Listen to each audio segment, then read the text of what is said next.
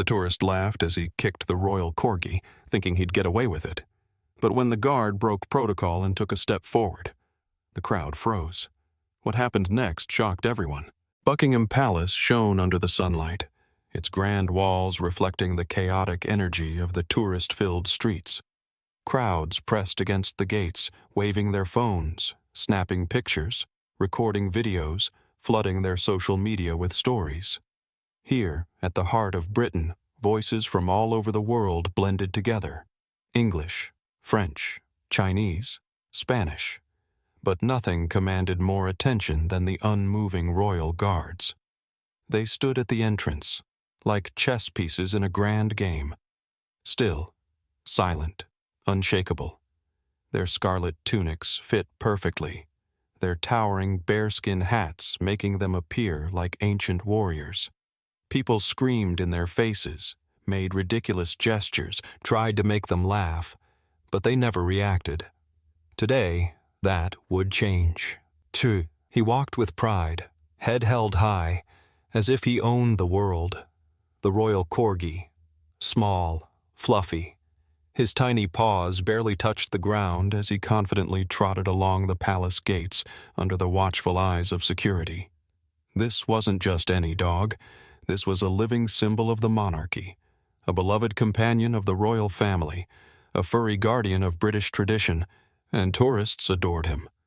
The moment he appeared, the camera flashes doubled. People pointed, gasped, cooed over his short little legs and wagging tail. But on this day, among all the delighted faces, one stood out. Someone who felt nothing but contempt. He stood in the crowd, arms crossed, wearing a smug grin, as if the world owed him something. Stephen Carter, a controversial blogger who built his fame on provocation, bold, rude, arrogant, a repeat offender in the world of internet scandals. His live stream was already running. His camera pointed straight at the royal Corgi. His smirk widened, oozing mockery. "All right, guys, look at this. I'm finally in London.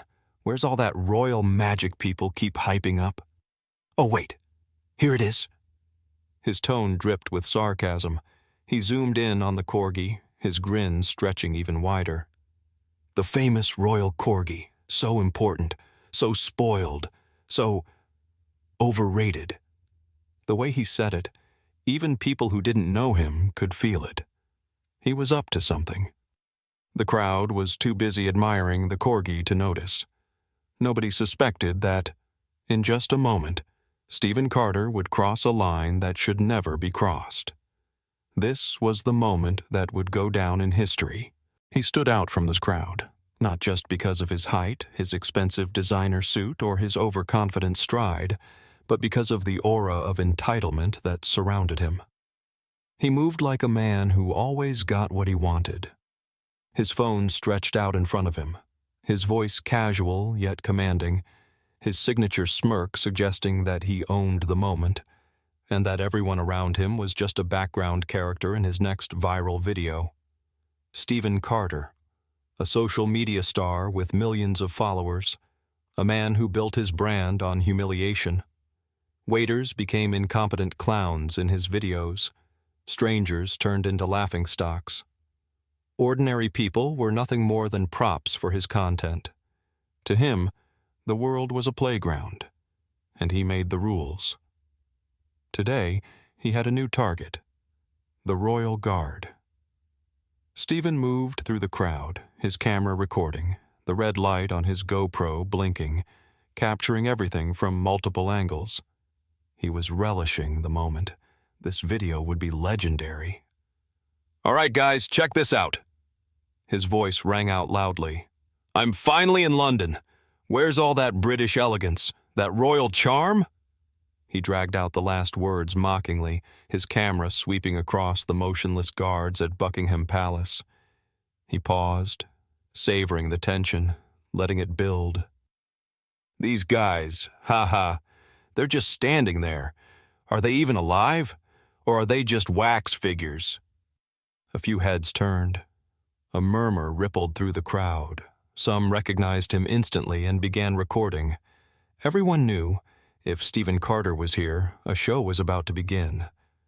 But no one expected just how far he would go. Then, he appeared. The royal Corgi, small, fluffy, confident, exactly as a royal favorite should be. He walked with purpose, as if fully aware of his noble status. His tiny paws barely made a sound against the pavement. His velvety ears twitched in the gentle breeze. He looked like a plush toy, but carried himself like a true guardian. The crowd instantly shifted focus. Phones that had been filming the guards were now locked on him. People pointed, gasped, crouched down to get the perfect shot. It was a moment straight out of a British fairy tale, but not for Stephen. His eyes held no admiration, only disdain. To him, this wasn't a tradition. It wasn't a symbol. It was just another object, a prop for his content. And then, he did the unthinkable. He kicked the dog. Not a nudge, not a playful tap, a real, forceful, merciless kick, deliberate, strong, cruel. The tiny Corgi's body lifted off the ground, flipped midair, and crashed onto the pavement. A sharp yelp pierced the air. It cut through the crowd like a knife, a sound so small, yet it shattered everything.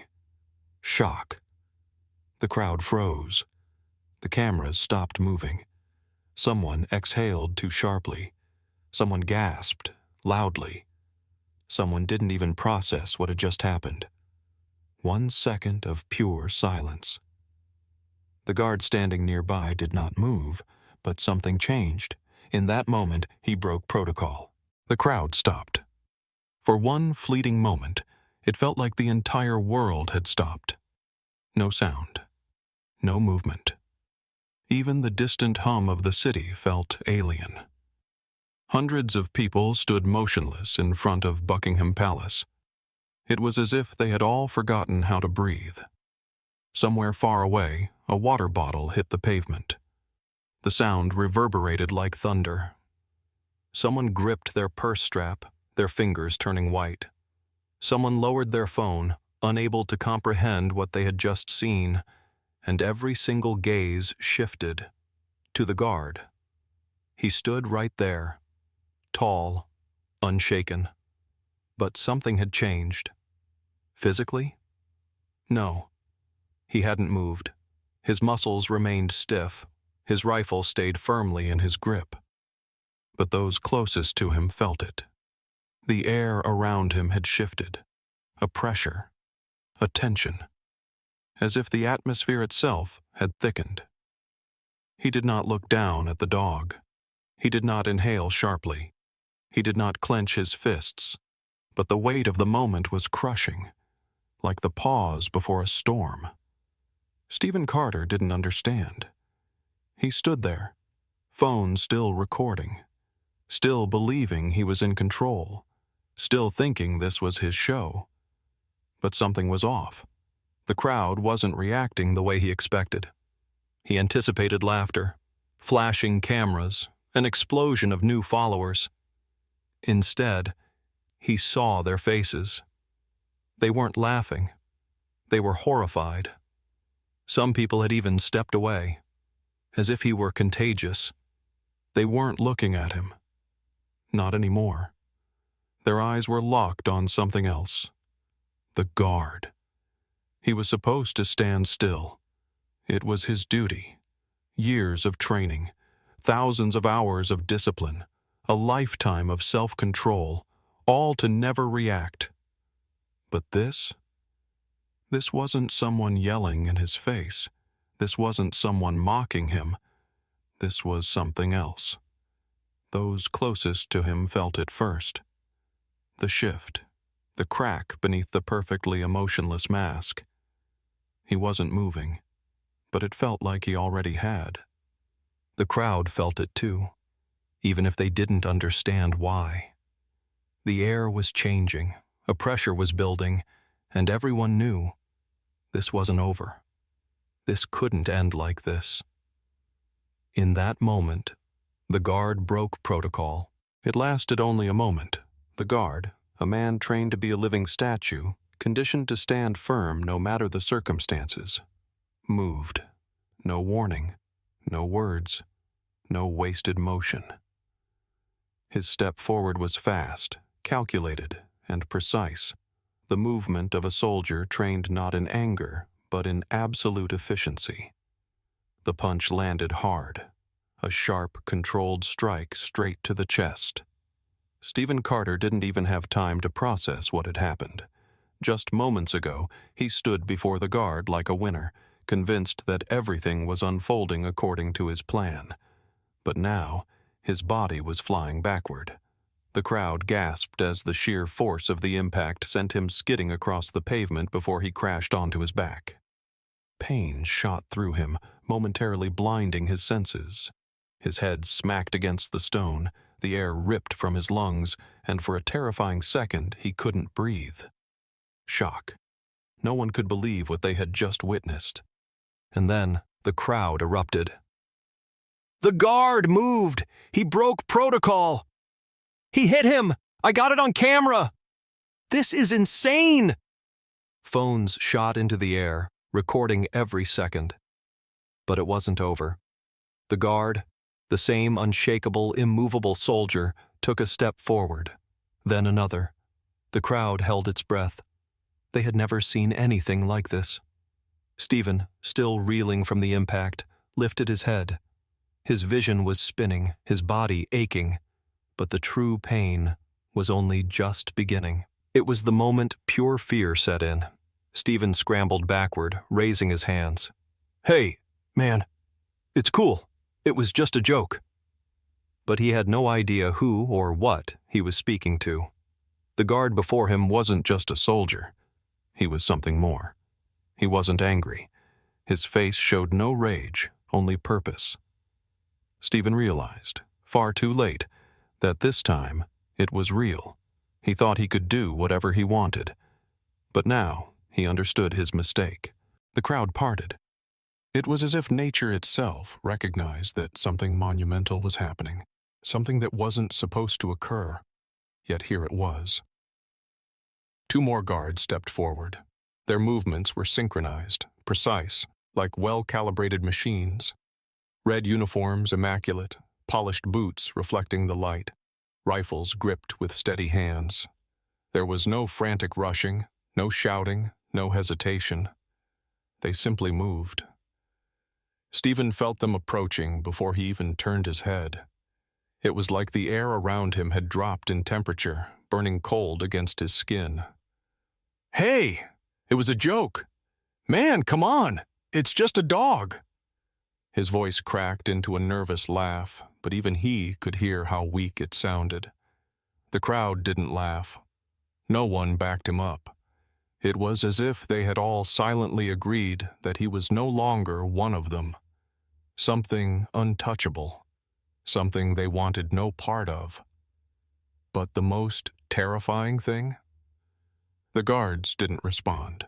They didn't yell. They didn't raise their voices. They didn't give him a chance to explain. One of them grabbed his wrist. In a single, swift motion, he was spun around, arms twisted behind his back. A sharp pain sliced through his shoulders like a hot blade. His phone clattered to the ground, the recording ending with one last flicker of the screen. The crowd gasped. "Oh my God, they got him! Are they actually arresting him? Holy crap, I filmed all of this!" Phones were everywhere, capturing the scene from every possible angle. But the guards didn't acknowledge them. Stephen thrashed, but the grip on him was ironclad. So he did the only thing left, tried to regain control. "People, this is illegal. I'm a U.S. citizen. You can't do this to me." And that was the moment the police arrived. 2 officers in black uniforms calmly emerged from the crowd. They weren't rushing. Their expressions were unreadable. It was as if this were routine, as if they already knew exactly how this would play out. One of them pulled out a pair of handcuffs as the other, without even looking Stephen in the eye, spoke in a cold, even tone. You are under arrest for animal cruelty and assaulting a member of the Royal Guard. Stephen Carter froze. His brain refused to process the words. A minute ago, he was in control. A minute ago, he was the center of attention. A minute ago, he was laughing. Now, he was nothing. The steel cuffs snapped around his wrists. Cold metal dug into his skin. The crowd remained silent. No one defended him. No one called it unfair. No one said he didn't deserve it. He thought he controlled the moment. But in the end, he lost. And he lost big. The next morning, London woke up to the sound of newspaper headlines screaming from every newsstand. Blogger attacks Royal Corgi, gets instant justice. Guard breaks protocol to save a dog. Where is Stephen Carter now? In a jail cell. The news spread like wildfire. The video, capturing the exact moment when the guard struck Carter and then took him down, had racked up millions of views. People argued, debated, and flooded comment sections. Some shouted about the breach of protocol, others praised the soldier's courage, while many simply celebrated that justice had been served. The footage skyrocketed to the top of every social media platform. Headlines blared, "Britain's most powerful justice in action." This blogger thought he could get away with anything, but he didn't see this coming. The guard who broke the rules to punish cruelty. But what happened to Stephen Carter? He went to court. The trial didn't take long. The charges were clear and severe: animal cruelty, disorderly conduct, public disturbance. The video served as undeniable evidence. The judge didn't need much time to decide. Verdict: 2 years in prison and a lifetime ban from entering the United Kingdom. When the judge announced the sentence, Stephen turned pale. He was no longer the smug blogger who grinned into the camera, convinced he could get away with anything. His eyes darted around the courtroom, searching for someone, anyone, who would stand up for him, who would say this was too harsh, that it was a mistake. But the courtroom was full of people who despised him. No one sympathized. No one pitied him. He thought he controlled the moment. But now, he had lost. And what about the guard? He gave no statement. He didn't speak to the press. He didn't ask for recognition or justification. He simply returned to his post. Just as still, just as fearless, just as he was that day, when he broke the rules, but did it for justice.